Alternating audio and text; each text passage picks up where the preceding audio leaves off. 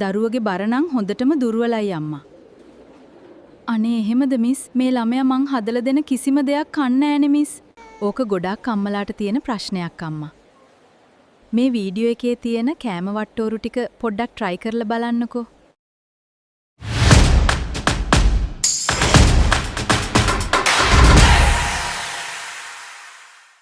ආයිබෝවන් කෙෂ්බොයි නාලිකාවට සාදරයෙන් පිළිගන්නවා.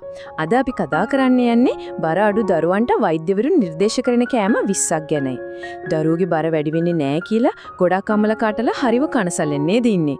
ඉතින් ඔන්න ඒ ගැන වද වෙන අයට අද ගෙනාපු මේ වීඩියෝ එක නම් ඇත්තරම ලොකු සහනයක් වේවි. අද අපි මේකෙදි මුලින්ම ගොඩක් වැදගත් ආරක්ෂිත නීතියක් ගැන කතා කරලා ඊට පස්සේ මාස 6, 8 සහ අවුරුද්දකට වැඩි දරුවන්ට වයස අනුව දෙන්න පුළුවන් සුපිරි කෑම වර්ග මොනවද කියලා පිළිවෙලටම බලමු. හරි, අපි එනම් කෙලින්ගෝ මාත්‍රිකාවට බහිමු නේද?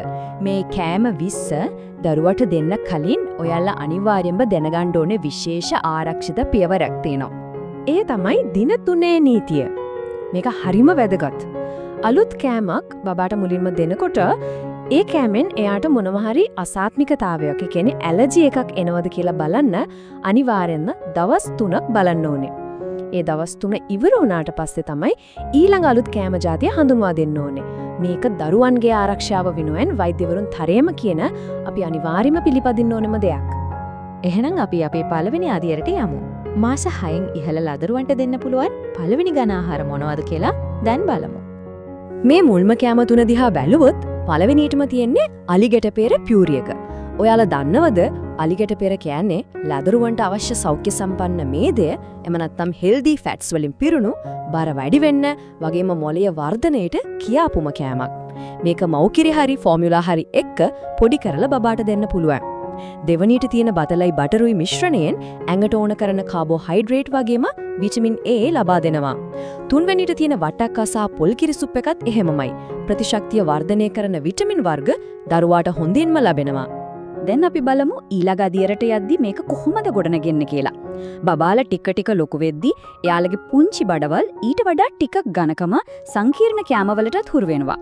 ඒ කියන්නේ මාස 8න් ඉහළ අදියර දැන් අපිට පුළුවන් බබාගේ ඉක්මන් වර්ධනයට උදව් වෙන ප්‍රෝටීන් තියෙන ටිකක් ඝනකම කෑම හඳුන්වා දෙන්න. අපේ ලයිස්තුවේ 4 වෙනි කෑම තමයි බිත්තර කහ මදේ සහ අල මිශ්‍රණය. මේක ප්‍රෝටීන් වගේම කලින් වලින් හරිම පොහොසත්. 5 වෙනියට තියෙන ගිතෙල් දාපු පරිප්පු සහ බතක දිහා බැලුවොත් ඔයාලට පේනවා ඇති කෑම එකකට ගිතෙල් තේ හැන්දක් එකතු කරන එකෙන් කොච්චර ලේසියෙන් ඒකේ කැලරි ප්‍රමාණය වැඩි කරන්න පුරුණන්ද කියලා. 6 වෙනියට තියෙන්නේ ෆුල් ෆැට් යෝගට් එක පළතුරු. සීනි නැති ෆුල් ෆැට් යෝගට් එකකට කෙසෙල් වගේ පළතුරක් එකතු කළාම ඇටකටු හයේ කරන කැල්සියම් වගේම ප්‍රෝබයෝටික්ස් ඉතාම පහසුවෙන් දරුවාට ලබා දෙන්න පුළුවන්.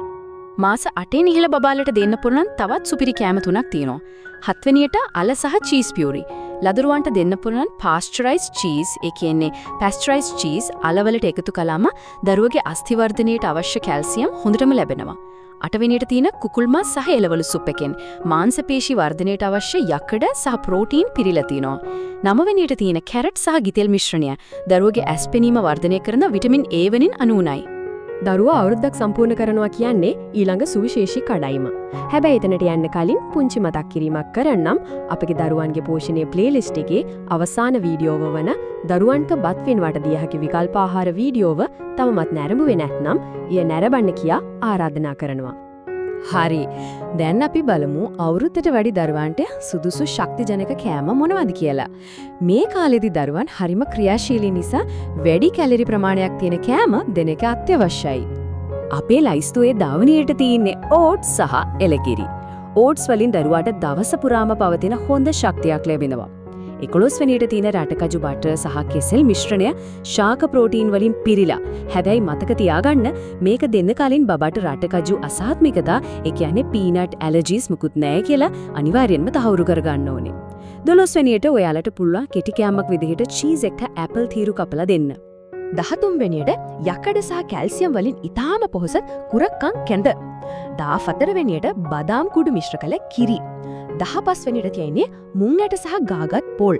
දරුවට දැන් අවුරුද්දකට වඩා වැඩි නිසා ඔන්න දැන් අපිට පුළුවන් මේ මුං ඇටයකට මී පැණි ටිකක් එකතු කරන්න. ඒක සම්පූර්ණයෙන්ම ආරක්ෂිතයි. මේකෙන් කෑම එක තවත් රසවත් වෙනවා වගේම පෝෂණය දෙගුණ වෙනවා. දැන් මෙතන තියෙන වඩාත්ම සිත් ගන්නා කරුණ තමයි 17 වෙනියට තියෙන මාළු සහ බතල පැටිස්. මේවා ගිතෙල් හරි බටර් වලින් හරි පෑන් ෆ්‍රයි කරලා දෙනකොට දරුවාගේ මොලේ වර්ධනයට අත්‍යවශ්‍ය ඔමේගා 3 මේ දම්ල ගොඩක් ලැබෙනවා. ඒ වගේම 16 වෙනියට තියෙන රටයින්දි සහ කිරි ස්මූතියෙන් ක්ෂණික ශක්තියකුත් 18 වෙනියට තියෙන සව් සහ පොල් කිරි අතුරුපසෙන් ඇඟ නිවන ඉක්මන් කැලරි ප්‍රභාවයකුත් දරුවාට එකවරම හිමි වෙනවා. ඔන්න අපි අපේ වෛද්‍ය නිර්දේශිත කෑම 20 ලයිස්තුවේ අවසාන කෑම දෙකට ආවා. 19 වෙනිට තියෙන්නේ ඊටාම ඉහළ කැලරි ප්‍රමාණයක් තියෙන අලිගට peer සහ කෙසෙල් ස්මූති එක. 20 වෙනියට ඉහළ ප්‍රෝටීන් සහිත තම්බාගත් කඩල සහ පොල්. මේ වගේ ස්මූති වර්ග සහ ප්‍රෝටීන් බහුල කඩල කියන්නේ දවසම දුව පැනලා සෙල්ලම් කරන ක්‍රියාශීලී දරුවන්ට ක්ෂණික ශක්තියක් ලබා දෙන්න පුදුමාකාර විදියට උදව් වෙන සුපිරිම කෑම වර්ග දෙකක්.